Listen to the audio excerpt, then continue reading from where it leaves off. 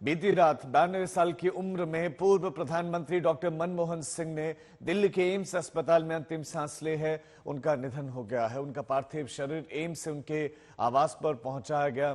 मनमोहन सिंह के निधन के बाद से 7 दिनों का राजकीय शोक भी हो गया है। आज सुबह 11 बजे कैबिनेट की एक बैठक बुलाई गई है। प्रधानमंत्री नरेंद्र मोदी के द्वारा यह बैठक बुलाई गई है। पीएम मोदी आज मनमोहन सिंह के पार्थिव शरीर के अंतिम दर्शनों के लिए भी पहुंचेंगे। वहीं कांग्रेस ने पूरे देश में आज अपने सभी कार्यक्रम रद्द कर दिए हैं। मनमोहन सिंह ने रात 9:51 पर दिल्ली के एम्स अस्पताल में अंतिम सांस ली। उनके निधन पर राष्ट्रपति, प्रधानमंत्री, उपराष्ट्रपति ने दुख जताते हुए इसे देश के लिए बड़ा नुकसान बताया। राहुल गांधी, कांग्रेस अध्यक्ष मल्लिकार्जुन खड़गे ने बेलगावी में अपने कार्यक्रमों को रद्द कर दिया और रातों रात दिल्ली पहुंच गए। और आज अंतिम दर्शनों के लिए सभी दलों के लोग पहुंचेंगे।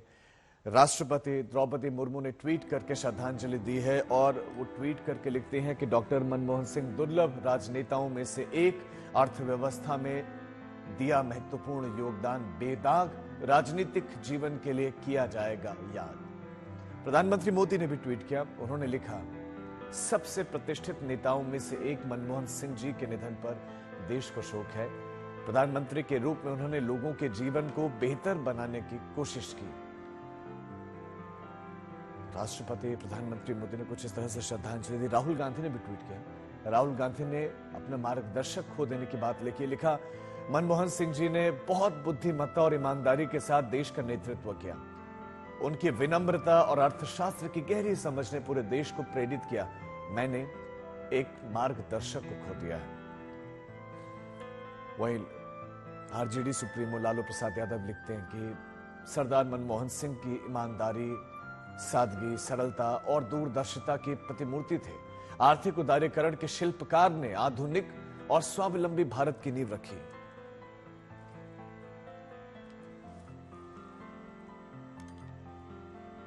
और पूर्व पीएम मनमोहन सिंह की आवाज से इस वक्त हमारे साथ हमारे संवाददाता हिमांशु मिश्रा जुड़ गए हैं।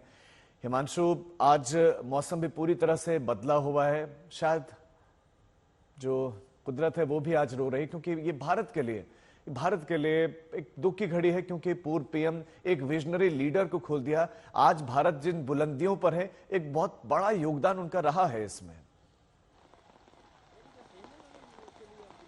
देखिए, बिल्कुल सही बात है, इसमें कोई दो राय नहीं हो सकती। मनमोहन सिंह ने 1971 से लेकर 2014 तक अलग अलग पदों पर रहते हुए देश की सेवा की, चाहे वो इकोनॉमिक एडवाइजर रहे हो कॉमर्स मिनिस्ट्री में, फिर फाइनेंस मिनिस्ट्री में, और उसके बाद जो है प्लानिंग कमीशन के अंदर वो उपाध्यक्ष रहे, जो आज नीति आयोग है। उसके बाद जो है वो आरबीआई गवर्नर बने और फिर फाइनेंस मिनिस्टर बने। देश के वित्त मंत्री बनकर उन्होंने जो उदारीकरण की, जो अर्थव्यवस्था है उसको पटरी पे लाने का जो काम है आर्थिक सुधारों के जरिए, वो मनमोहन सिंह ने किया। और जब भारत जो है आर्थिक मंदी से जूझ रहा था, उस वक्त लाइसेंसिंग प्रणाली को खत्म करने का एक बीड़ा मनमोहन सिंह ने उठाया था। और यही चीज जो है भारत में उदारीकरण के लिए जानी भी जाती है कि 1991 से 1996 के बीच में जो अर्थव्यवस्था को उभारने का काम था, वो वित्त मंत्री रहते हुए मनमोहन सिंह के कंधों पर था। उसके बाद वो राज्यसभा में नेता प्रतिपक्ष रहे और उसके बाद 2004 में वो प्रधानमंत्री बने। प्रधानमंत्री बनते ही उन्होंने कई ऐसे काम किए जो समाज और देश के लिए बहुत जरूरी थे। Right to education, right to food, और उसके साथ साथ मनरेगा और किसानों के कर्ज माफी जैसे कई ऐसे महत्वपूर्ण कार्य किए जिसकी उम्मीद शायद किसी को नहीं थी। और इसीलिए अगर आप देखेंगे तो 2004 में कांग्रेस 145 सीटें जीती थी और गठबंधन की सरकार चलाई उन्होंने कई दलों के साथ मिलकर। और कई ऐसे समय आए जब ऐसा लगा कि मनमोहन सिंह की सरकार पर संकट छा सकता है। 2008 का वो वाकया याद कीजिए, जब न्यूक्लियर डील थी और विशेष सत्र बुलाया गया था संसद भवन के अंदर, और विशेष सत्र में जो है उन्होंने जीत दर्ज की और फ्लोर टेस्ट में बहुमत हासिल करके दिखाया। लेकिन उनकी सरकार के ऊपर कई आरोप लगाए थे कि तोड़ फोड़ कर खरीद फरोख्त करके जो है सांसदों को खरीदा गया विपक्ष के।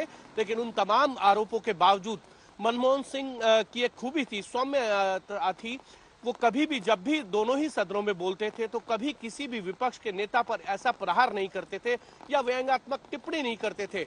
वो अपनी शैली में, अपनी भाषा में उसका जवाब दिया करते थे। कई बार लोकसभा और राज्यसभा में उन्होंने चाहे लोकसभा के अंदर सुषमा स्वराज नेता प्रतिपक्ष के तौर पर और राज्यसभा में अरुण जेटली के साथ जब भी चर्चा में उन्होंने भाग लिया, उन्होंने अपनी शैली में उनको जो है जवाब दिया, ये बताते हुए कि देश के लिए जो जरूरी है वो सही कदम उठा रहे हैं।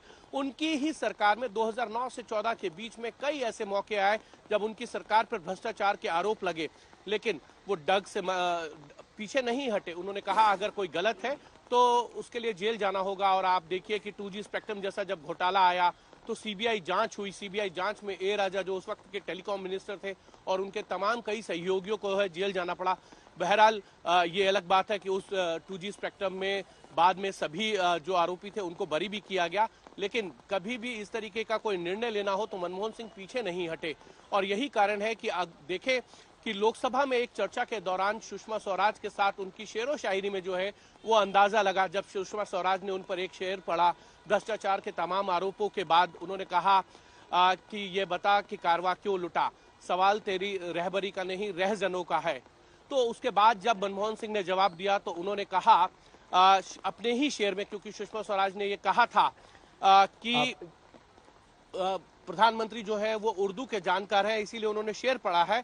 तो प्रधानमंत्री माफ कीजिएगा, मनमोहन सिंह ने भी उस शेर पढ़कर ही उनका जवाब दिया। आप जिस वाक्य का हिमांशु जिक्र कर रहे हैं, बिल्कुल बिल्कुल, जिस वाक्य का आप जिक्र कर रहे हैं, एक बार उस वाक्य को सुना देते हैं कि सदन में हुआ क्या था। माना कि तेरी दीद के काबिल नहीं हूं मैं,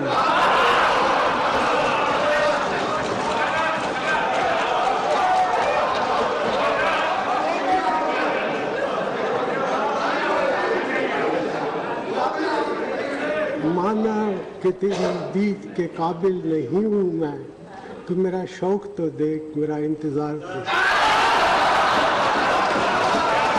हमको है उनसे वफा की उम्मीद जो जानते नहीं वफा क्या है। जो गरजते हैं वो बरसते हैं।